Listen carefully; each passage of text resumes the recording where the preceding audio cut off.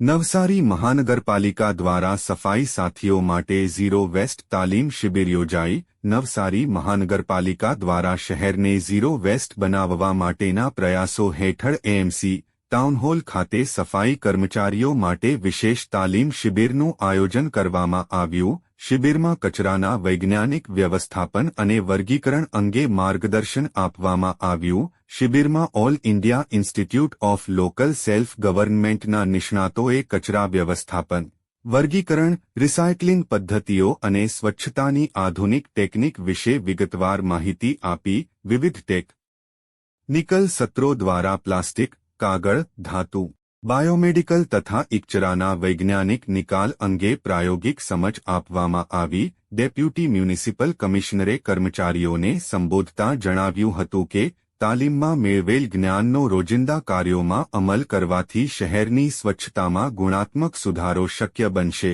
સાથે જ સ્વચ્છ સર્વેક્ષણમાં ઉત્તમ પ્રદર્શન માટે તમામ કર્મચારીઓની ભૂમિકા મહત્વપૂર્ણ હોવાનું તેમણે જણાવ્યું। મહાનગરપાલિકાના આ પ્રયાસથી સફાઈ કર્મચારીઓમાં કચરાના વૈજ્ઞાનિક સંચાલન અંગે જાગૃતિ વધશે અને નવસારીને ઝીરો વેસ્ટ શહેર બનાવવાના અભિયાનને વધુ વેગ મળશે।